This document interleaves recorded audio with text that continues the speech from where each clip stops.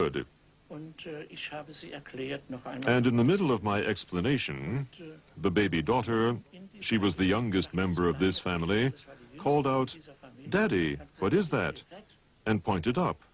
We were all looking at the screen, and then we also looked, and there vertically above us, or nearly vertically, there was a wonderful large UFO, rather low. Of course, we were all amazed. We gazed up, we waved, and in a way gave thanks that they had come during the UFO lecture and wished to greet us, or to say, "Yes, we are here, the ones you're talking about."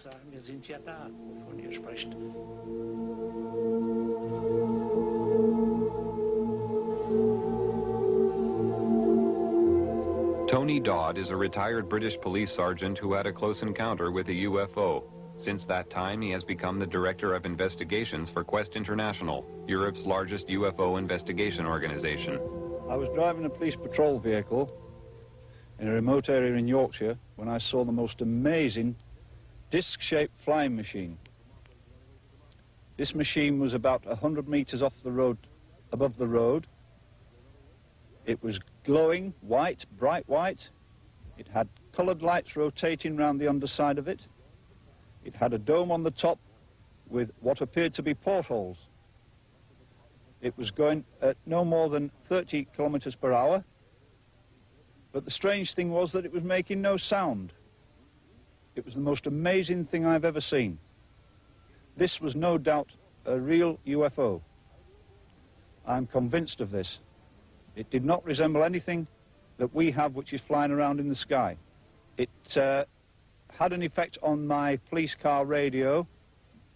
It blanked out the transmissions with a very heavy static effect. The object moved away from us and disappeared into the distance and appeared to land in a forest on a hillside.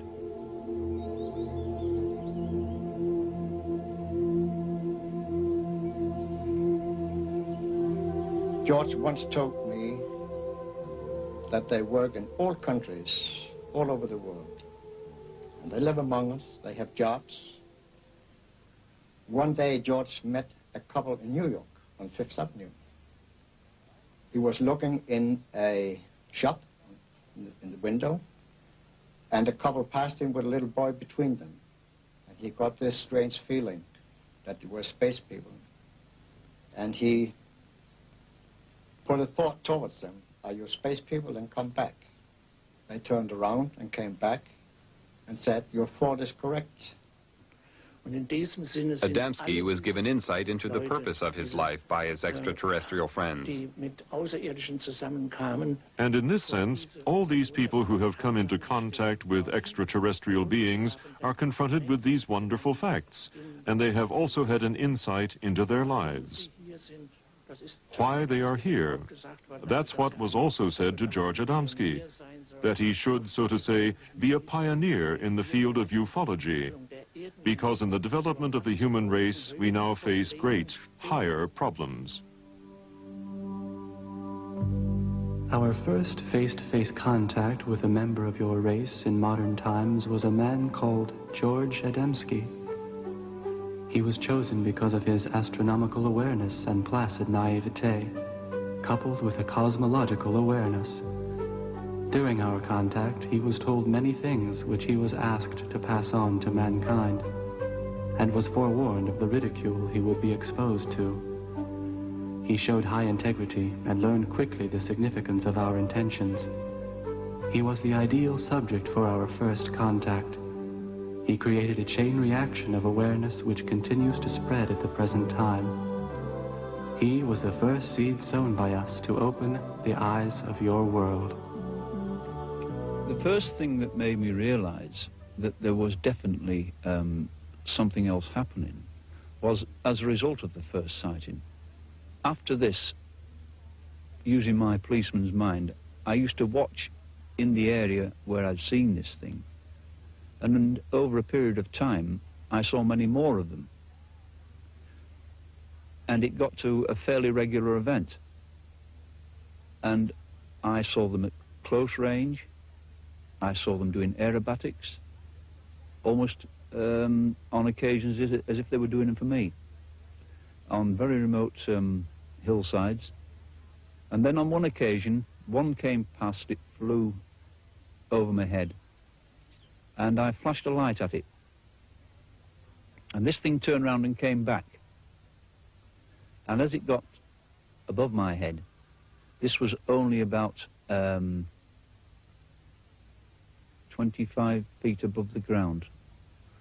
It had a long light on the front of it, a long elliptical shaped light. And as it got to my position, the light increased intensity, went down, and then increased intensity and went down again, almost as if it was signaling me back. And then it turned and flew off again. I knew at this time this was an intelligently controlled machine who was acknowledging my signal. I was certain before this time that there were alien craft flying around, but this particular incident really convinced me of this. So where are our alien visitors coming from? Or is it possible that they've been here all the time? If so, where? Military and civil airline pilots from around the world have constantly reported having the most unusual experiences in the skies, including contact with UFOs. On September 19, 1979, a UFO followed a military aircraft over Germany. This is a close-up of the object. This B-52 Canberra bomber was flying over Edwards Air Force Base in California in 1954 when a UFO was seen near the aircraft. Here is a close-up of the UFO. Many pilots flying B-52 bombers reported seeing UFOs. This one was photographed at 12,000 feet in June 1966 over Utah by aircraft pilot Williams. An aircraft over Venezuela had a close encounter with a UFO. This photograph was taken from the plane. In June 1976, the British Airways Concorde was being filmed in flight when a small UFO appeared. After maneuvering around the plane in a manner that indicated intelligent control, the UFO flew off at great speed. This was witnessed by the whole crew. Here is a replay in slow motion.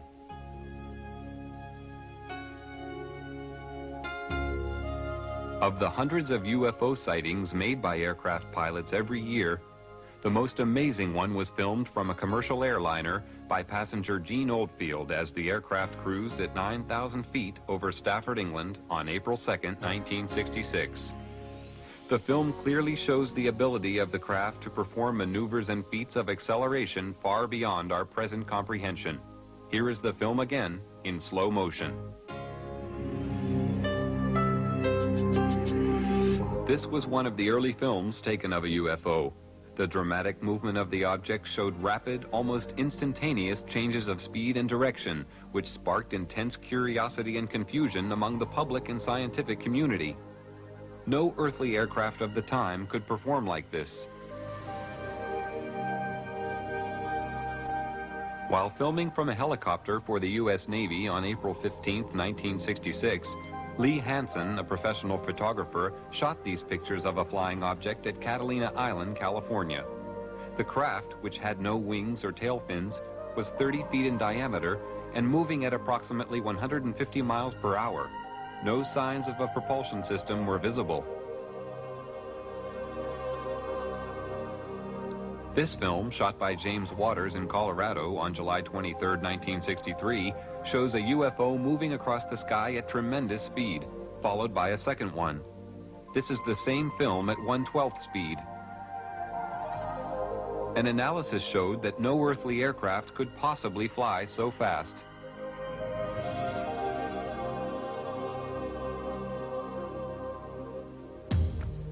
In late December 1978, a record number of UFO sightings were being reported by radar operators and pilots in the area of Wellington, New Zealand. Just before midnight on December 30th, 1978, Quentin Fogarty, a reporter, and a television team took off in an Argosy aircraft to fly to Christchurch. Shortly after takeoff, Fogarty was informed by ground radar that they were being followed by several UFOs. During the 50-minute flight, UFOs were seen and filmed by the crew. The UFOs were described as having a luminous base and a transparent top. The objects were performing incredible aerobatics. This movement was captured on a single frame of film.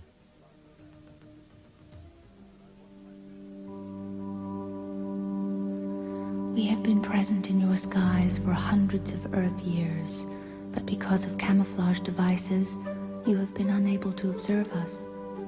Your cosmic evolution has now developed, and the time has arrived for you to ascertain the existence of other life in your universe, resulting in us making our presence known to you. Our choice of contacts has been governed by their spiritual ability to comprehend our manifestations without anxiety or aggression. The movements of our vehicles in the air, which you find so strange, is due to the fact that we have overcome the force which you call inertia and can fly in any direction instantly without experiencing any form of pressure change.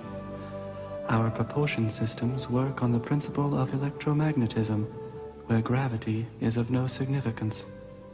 The three spheres sometimes seen below our craft are our drive systems, but can be detached individually to function as surveillance probes.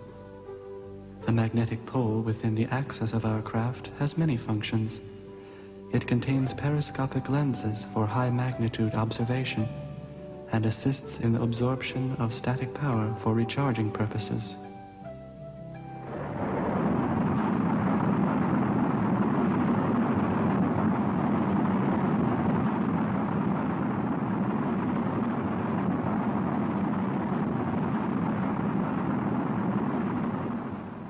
It seems to me quite clear that a humanoid civilization will very likely try to find other humanoid civilizations in the Milky Way, if we just take the Milky Way as our place for travel. I'm not talking about extragalactic civilization now. The possibility of finding humanoid civilizations would always be of interest. Just like our astronauts, if we send them away in the search for life, will very likely try to find life which is a kind which is similar. If an astronaut has a chance to visit a planet where there's plant life or insect life, or another planet where there's humanoid life, he very likely will travel to the planet where there is humanoid life. And so it should not surprise us that the extraterrestrial visitors are always described as being humanoid. The following sequence of photographs and film was taken by the astronauts. While in space, they had many encounters with UFOs that are now being revealed for the first time after decades of secrecy. On the Gemini 4 spaceflight on June 3, 1966, astronaut James McDivitt took a photograph of this cylindrical object. On the mission of Gemini 7, astronaut Frank Borman reported seeing these two objects flying in formation. On the Mercury 1 mission on February 20, 1962, John Glenn took this picture of two glowing objects. On the Gemini 11 mission, September 13, 1966, Pete Conrad and Richard Gordon observed a cluster of UFOs alongside their craft. They described them as large and very bright. During the Apollo 11 mission in July 1969, Neil Armstrong and Buzz Aldrin saw these two UFOs, which were in orbit around the moon. The astronauts filmed the extraordinary glowing objects from the Apollo 11 spacecraft and reported to Johnson Space Center in Houston, Texas, that the UFOs even accompanied them to the moon. Many astronauts made their own private films while on space missions.